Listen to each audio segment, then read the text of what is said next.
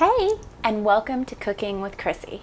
Today, as a part of our healthy meal episode, I'm going to teach you guys how to make a relatively healthy dessert. Because let's face it, super healthy desserts just don't taste that good. But this guy is up there in terms of the health level, and it's definitely up there in terms of taste. We are going to make a pear and apple crumble. There's no crust, so you cut out those calories, and there's not tons and tons and tons of sugar. So let's get started. We are going to make this crumble in two separate steps. The first step is going to be making the filling, which is cutting our apples and pears, tossing it in with some flour, some spices, some sugar, a little bit of lemon.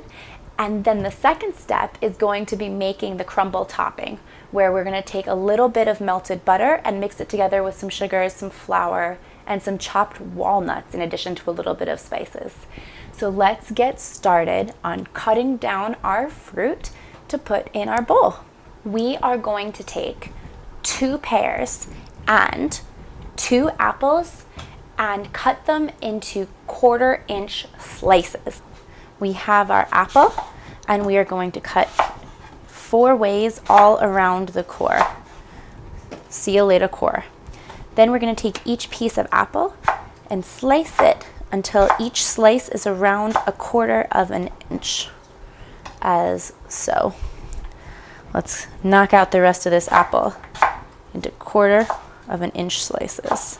As soon as you're done with that, toss them in the bowl.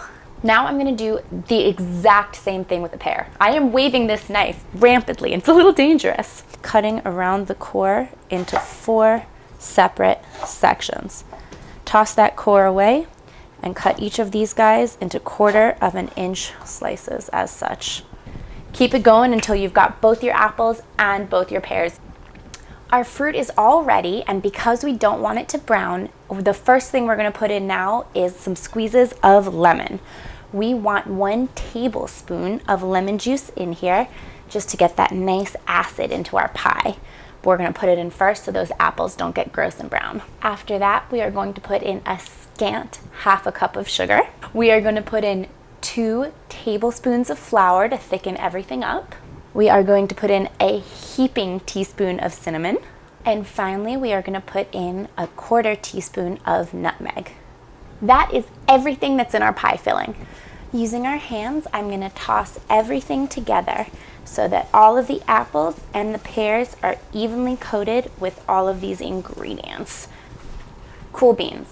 Now would be an excellent time to start preheating your oven, 350 degrees. When that is done, we are going to take our bowl of fruit and pour it into our baking tin.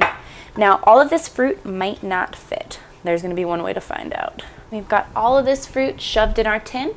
We are going to put it to the side, and now we're going to start making the topping, the crumble. I've got a bowl to start mixing our crumble topping in, and we are going to start with 1/3 cup of butter, which I have melted and let sit to room temperature so it doesn't burn anything. Let's toss that straight in. Into our butter concoction, I'm now going to dump 1 cup of flour, 1/4 cup of brown sugar, 1/4 cup of granulated white sugar, 1/4 cup of chopped walnuts, 1 teaspoon of cinnamon, 1/4 teaspoon of baking powder, and 1/8 teaspoon of salt. Ta-da!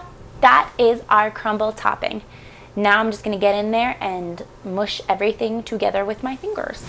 Cool. I'm just getting in here with my hands and mixing everything together so that the butter gently coats everything and we make a crumble out of this mixture. There you go. Everything is officially mixed together. Both of our parts are perfectly made, and now we're just going to combine them. Let's take all of this crumble and sprinkle it evenly on the top of our pie. This pie is totally crumbled up.